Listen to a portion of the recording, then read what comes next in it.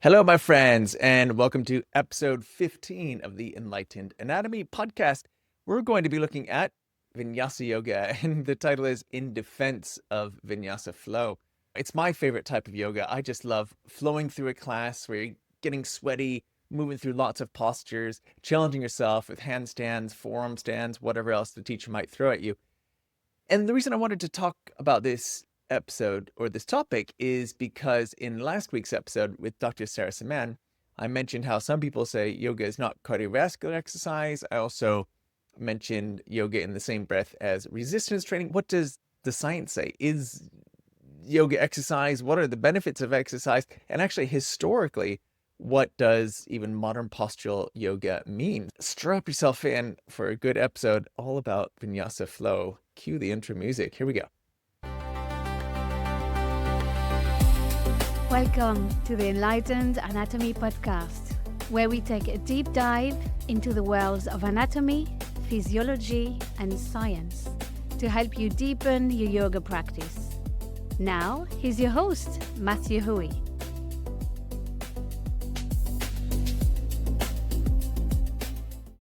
Apparently, strong Vinyasa yoga is just gymnastics with Sanskrit names. That's something I've heard online. I like that. And it's often said things like Vinyasa is too physical, it's not real yoga, and it's basically exercise with spiritual branding. There's probably some truth to this, and that makes it an interesting claim rather than just a dismissible one. But the real question here is, does the fact that Vinyasa is physical somehow make it less authentic or less valuable? Because once you start digging into the history of yoga, things get a lot more interesting. First of all, modern yoga is modern. And that includes even the quote-unquote classical styles that we often attribute to Hatha yoga. In 2010, Mark Singleton came out with the book Yoga Body, and I loved this book. It was all about how modern postural yoga was formed.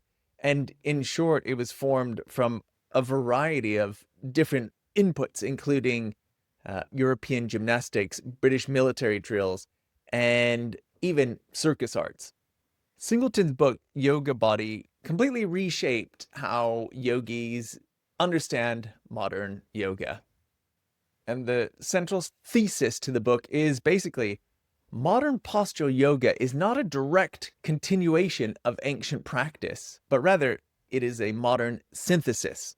Basically, all the yoga that you're practicing today has emerged out of the last 100 years or so. According to Mark Singleton, modern postural yoga has emerged largely in the late 19th and 20th centuries. It developed through a cross-pollination of Indian yoga traditions and Western physical culture.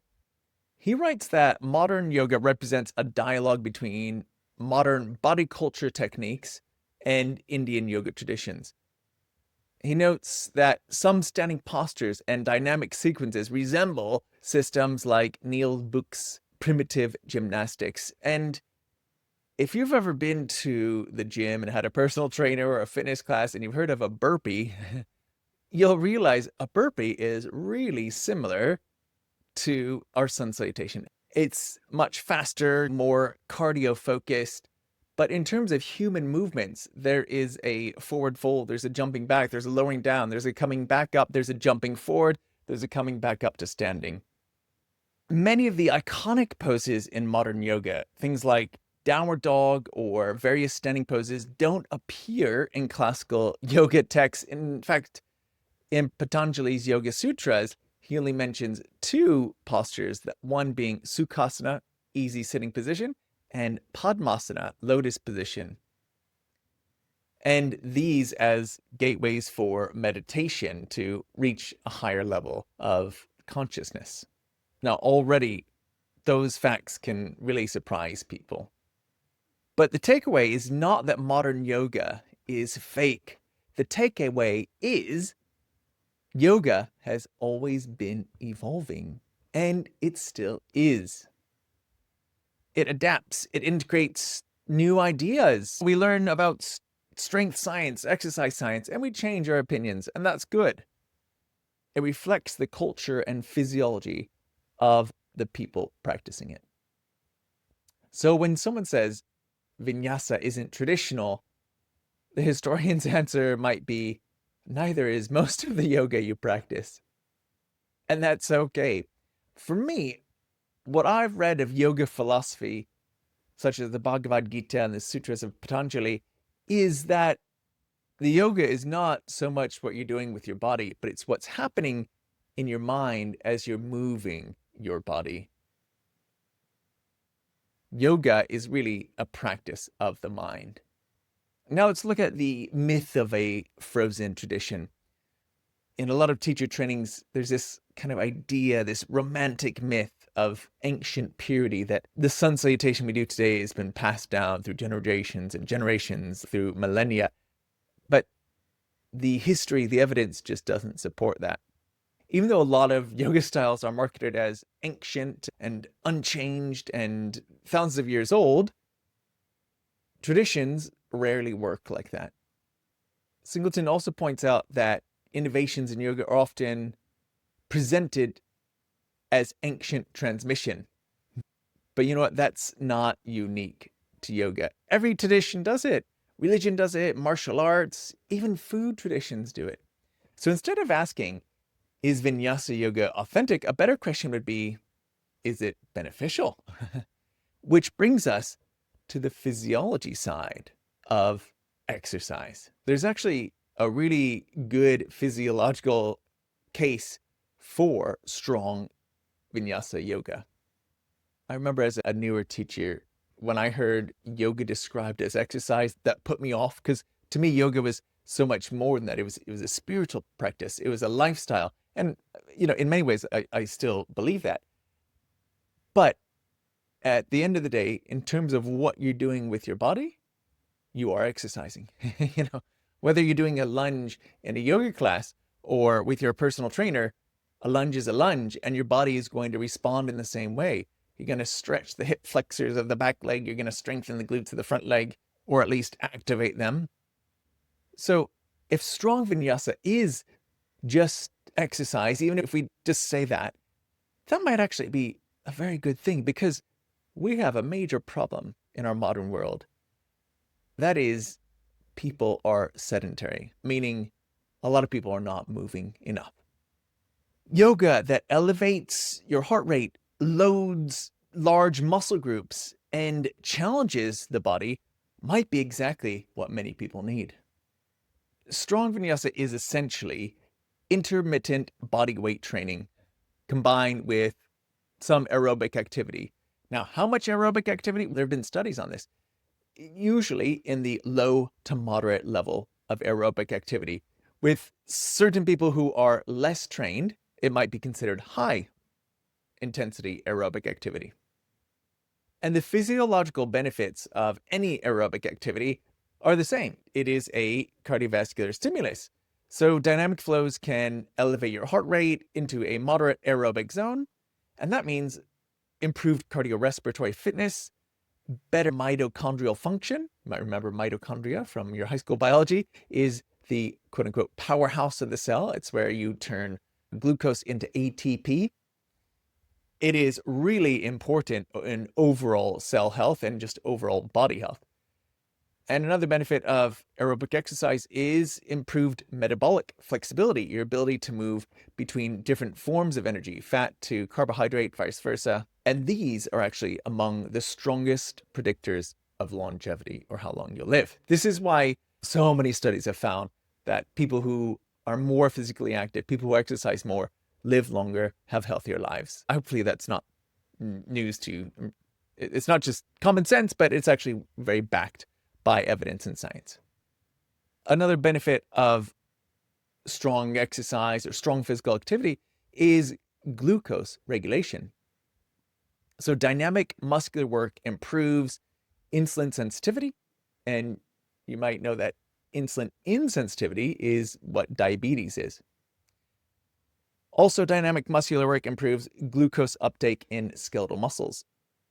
And that matters because skeletal muscle is the primary site of glucose disposal in the body, and the transition of glucose into ATP, the form of currency that cells can use to operate. And having elevated blood glucose or blood sugar is the definition of diabetes. It is blood glucose over a sustained period of time, even after fasting. So building muscle and using muscle regularly is crucial for metabolic health. There's even this chemical known as myokines, which I would have mentioned in our book, The Physiology of Yoga, but I hadn't learned about it by then. But myokines are known to improve metabolic health again, boost cognitive function, aid bone health, and strengthen the immune system. So these beautiful compounds that are released by our muscles when we use them. And let's look even more closely at muscle and specifically building and preserving muscle. And this is where the argument becomes particularly strong. Muscle mass declines with age. I'm 46 now, nearly 47. And yeah, I can notice I don't put on muscle as easily, but I'm glad to be alive to this age, and I'll be saying the same thing when I'm 80 if I make it to that long. Hopefully I will. But nonetheless, if we look at averages and just the natural progression of the human body, muscle mass generally does decline as you get older. It's a process called sarcopenia. Sarco meaning muscle and penia referring to a decrease. By your 70s, people can lose 30 to 50% muscle mass if they are inactive. And resistance training is one of the most effective ways to slow or prevent this. Strong yoga includes isometric contractions of muscles, eccentric control, body weight resistance. You are moving from holding your weight all on one leg to coming into a side plank where you're bearing half of your body weight on your hand and the other half on your foot, to lowering down, which is basically the same as a press up, strengthening the muscles of the triceps, chest, and others. Plank, of course, engages your core stabilizers. If you're doing a lunge, like I mentioned earlier, you have to be using your glutes and your quadriceps. You cannot hold a lunge without using your glutes and quads. And arm balances, those beautiful things, are actually a high neuromuscular demand. It requires a lot of coordination and then quite a good amount of strength to hold yourself in crow pose. So we're not just stretching in yoga, we're actually loading tissues. And mechanical loading is the signal that maintains muscle and bone, which brings us to another benefit of yoga, which can be bone health and connective tissue health. Now, you are certainly limited by your own body weight in yoga because we're not picking up extra weights. And the best way to really increase your bone mineral density is going to be to load your body beyond its own body weight. But nonetheless, dynamic yoga does still load the skeleton. And so weight bearing and impact transitions stimulate bone remodeling. Your bones remodel based on how much compression, how much impact is put on them. I know we think of impact as a bad thing and low impact exercise is better, but actually it's the impact, it's the compression on the bones that makes them stronger. That gives them the stimulus to then build more bone, increase their bone mineral density. So this matters for osteoporosis prevention, connective tissue resilience, and joint health as our bodies adapt to stress. And if you remove stress entirely, tissues weaken. One more benefit of strong exercise, strong vinyasa, is your nervous system. Sometimes the nervous system is thrown around too much in social media. People talking about a wound up nervous system or something like that. Basically, central nervous system is your brain and your spinal cord. The thinking parts of your body, the governors of all movement. And strong vinyasa also trains coordination, balance, motor control, and breath regulation under load. And that's actually quite sophisticated. It's not just exercise. It's movement skill combined with physiological training. Breath-linked movement may also enhance attentional regulation and interoceptive awareness.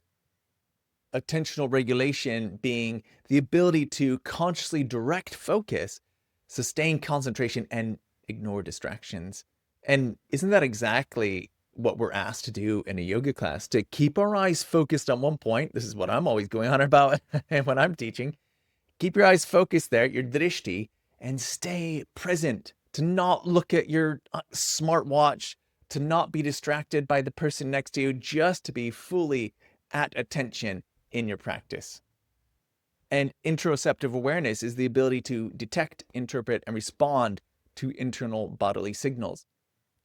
Now, this is a whole debate about how much yoga can improve it, but I think most of us would agree that through yoga, you get to know your body a lot better. You start to differentiate between the different sensations that you feel, whether those are actual pain or just a stretching sensation, knowing when to go further in a pose and when to stop. So yeah, I hope you can see there are a lot of benefits to a strong vinyasa. And some critics might say vinyasa is just gymnastics. But historically, movement disciplines have always blended together. Yoga borrowed from physical culture, and physical culture borrowed from yoga. Pilates is borrowed from yoga, and yoga has borrowed from Pilates and other systems. Movement systems constantly exchange ideas. So the question isn't, is vinyasa pure? The question is, does it help people move, live, and breathe better? If strong yoga improves cardiovascular fitness, builds muscle, preserves mobility, and reduces sedentary behavior, then dismissing it as just exercise might miss the point, because exercise is one of the most powerful interventions humans have. So to wrap up today's episode, I just want to say yoga has never been static. It's always been evolving, adapting, experimenting. Strong vinyasa might not look like the yoga of medieval ascetics, people who renounced all worldly goods, but it might be the exact kind of yoga that modern bodies need. And perhaps the most yogic thing we can do is to stay curious rather than dogmatic. So if you love your strong, sweaty flow, great, have at it. Thanks for tuning in today, and be sure to tune in next week for more great information on blending yoga and science. Until next time, peace out. Thank you for listening to the Enlightened Anatomy Podcast. We would be grateful if you would leave a review and a 5-star rating. Be sure to tune in next time for more science-based knowledge to get enlightened and help others.